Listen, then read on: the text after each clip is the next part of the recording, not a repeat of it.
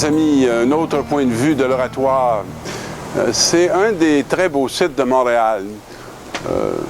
Je pense personnellement que c'est le plus beau des sites que nous avons à Montréal et ça me fait plaisir de pouvoir le partager un peu avec vous.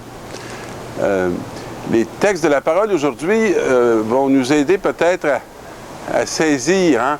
On est dans la démesure. À l'Oratoire Saint-Joseph, tout est démesuré. C'est le plus grand temple d'ailleurs de la ville et c'est aussi le plus haut sommet qu'on peut trouver dans la ville. On pourrait être très fier, admirer l'œuvre humaine, toutes les compétences, et je pense que ça va de soi.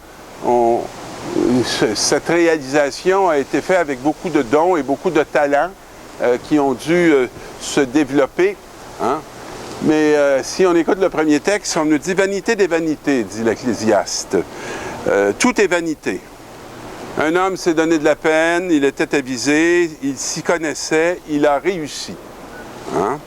Et voilà qu'il doit laisser son bien à quelqu'un qui ne s'est donné aucune peine. Alors qu'est-ce qui va arriver? C'est que finalement, probablement que le tout sera dilapidé alors qu'il avait été amassé avec beaucoup de difficultés. Alors, qu'est-ce qui reste à l'homme de sa peine, sous le soleil? Alors, de tous les calculs qu'il a fait là, tous les jours, puis j'espère que vous vous reconnaissez là-dedans, on commence au début de la journée à calculer notre réalité, à calculer comment on va accomplir nos projets. On fait beaucoup de comptabilité, mais dans le fond, on avance comme des aveugles. Tous les jours sont autant de souffrances, ses occupations sont autant de tourments. Même la nuit, son cœur n'a pas de repos. Et ça aussi, nous dit, tout est vanité. Alors, dans le deuxième texte, frères, vous êtes ressuscités avec le Christ, recherchez les réalités d'en haut. C'est facile à dire, hein, de rechercher les réalités d'en haut, parce que, en vérité, il faut se le dire, on est toujours en train de chercher celle d'en bas. Alors, notre ami ici, Paul, veut nous indiquer une voie là, qui va nous permettre de prendre un raccourci pour arriver à la vie, plutôt que de rester dans ces fameux ténèbres qui ne nous donnent pas grand-chose. Tendez vers les réalités d'en haut et non pas vers celles de la terre. Il a dit, vous êtes morts avec le Christ et votre vie reste cachée en lui et en Dieu. Quand il paraîtra, votre vie, alors vous aussi, vous paraîtrez en pleine gloire. Vous savez, quand on pense que celui qui est à l'origine humaine de cette œuvre grandiose est un homme illettré, est un homme qui avait la dernière place dans la communauté, qui est un homme qui a été probablement presque accepté chez les Saintes-Croix par pitié. Il était très dévot, il avait beaucoup il aimait beaucoup la prière, il était un homme excessivement simple, hein, très simple. Alors on l'a reçu comme frère, comme portier. On lui a donné une tâche très humble et de sa fenêtre, de son bureau, il voyait cette montagne grandiose et splendide. Et un jour, il a voulu en faire la demeure de son ami Joseph. Il devait passer un peu pour excessif dans sa relation avec Joseph.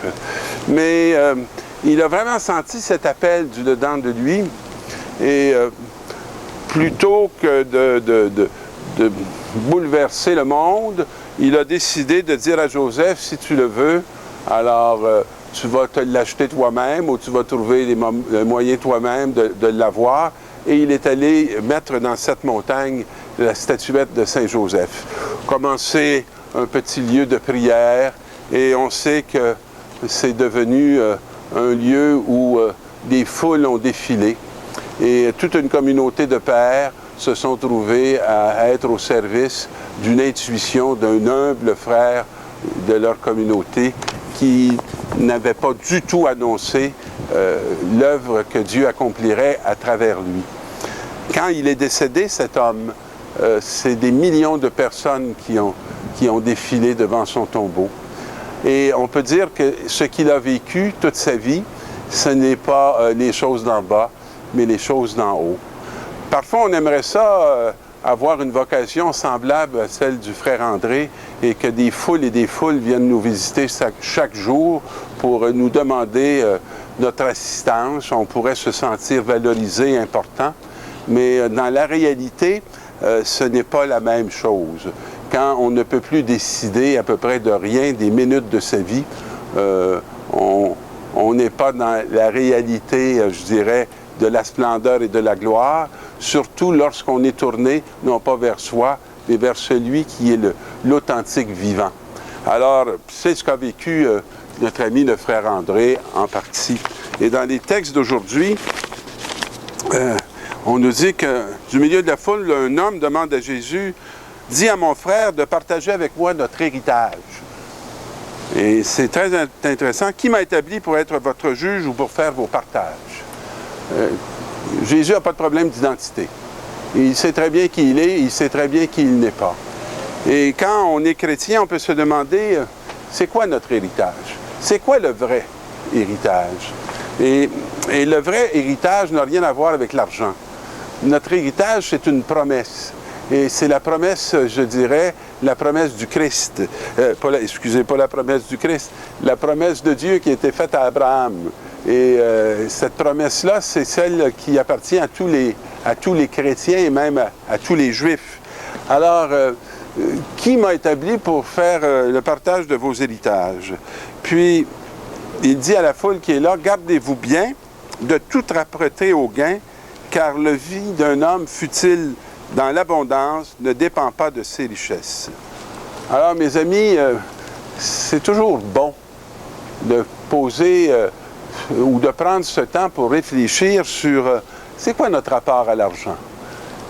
Qu'est-ce qu'on croit qui nous donne la vie? Qu'est-ce qu'on croit qu'on a d'abord à laisser en héritage à nos enfants? Souvent, lorsque des parents nous parlent de ce qu'ils veulent laisser, ils veulent laisser l'argent, la sécurité, l'éducation, et je pense que ce sont de nobles désirs. Mais est-ce que c'est ce qu'il y a de plus fondamental?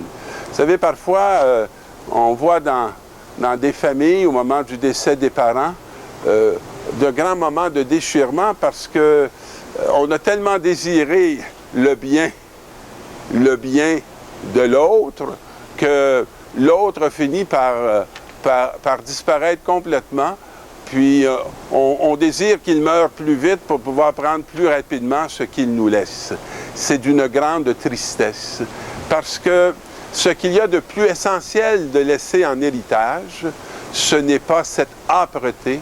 Ce qu'il y a de plus essentiel à laisser en héritage, c'est cette vie éternelle, non pas qui commence après notre dernier souffle, mais qui commence maintenant, lorsqu'on est capable, dans nos réalités familiales, d'être dans la communion, d'être dans le désir de la dignité de l'un et de l'autre, et être dans le désir de faire un corps, et d'être, nous aussi, une unité familiale qui est bien vivante. Alors, celui qui amasse de grands biens peut dire un jour, ben voilà, je peux vivre en paix, mais la parole nous dit, ben cette nuit, on te rappelle, puis qu'est-ce qui va arriver de tous ces biens que tu auras mis de côté? Je pense que le frère André n'a mis aucun bien de côté. Il était sans le sou. Il a vécu dans une pauvreté et une austérité qui nous ferait sûrement très peur. Mais ce qu'il a laissé, c'est un désir d'aller à Joseph pour obtenir la guérison qui vient de son Fils, qui vient de Dieu son Père, et qui fait que des foules et des foules viennent se retrouver ici pour, dans l'espérance, aller à la rencontre de celui qui est notre seul héritage authentique, le Dieu de Jésus-Christ, le Dieu de la vie, le Père de l'humanité. Je vous souhaite cet héritage dès maintenant.